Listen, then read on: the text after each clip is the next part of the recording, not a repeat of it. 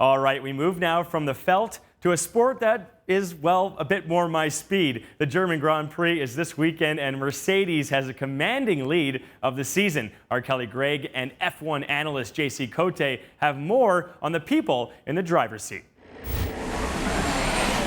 This Formula One report is presented by Montreal's Neptune Pine, the first standalone full-feature smartwatch. Well, in advance of the German Grand Prix, who better to bring in than F1 analyst JC Cote? JC, thanks so much for being here. Thank you for having me. Now, today we're going to talk about what makes a driver a great driver. So I know for all those future Lewis Hamiltons and Nico Rosbergs out there, you know, what is the path from being a driver that you'll see on Sherbrooke Street to a driver in an F1 race? Right. Well, usually they start off fairly young in go-karts. So what does young mean? You know, ideally it's 8 and 9 years old. Okay, so before you can actually drive a real car. Exactly. Okay. Yeah, and then slowly a slow progression through the go-kart ranks. They get faster and faster, and then eventually every F1 driver ends up driving a Formula 1600 car, also known as Formula Ford, which is an open-wheel car, a proper car with an actual race engine in it.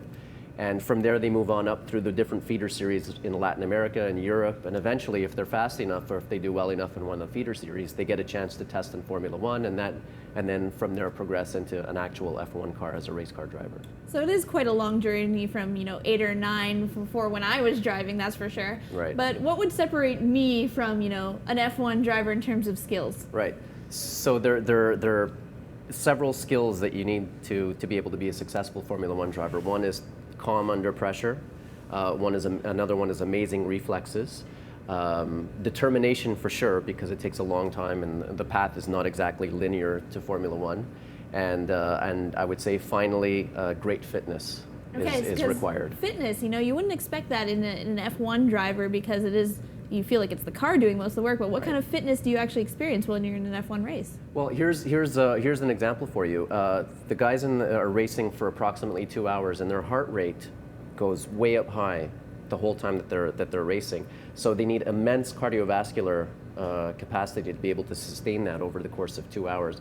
And not to mention, every time they're going into a curve or braking, there are enormous G-forces, and they have to be very strong. They have to have very strong shoulder muscles and neck muscles as they brake, because they squeeze as they go into the corners or as they accelerate or are under braking. So it's a pretty important component of Formula One racing. Now, I know you've driven very fast cars before. You haven't driven the F1 car, but No. you're just underneath. So can you tell me a bit about what it's like to actually sit in the driver's seat and what the experience is?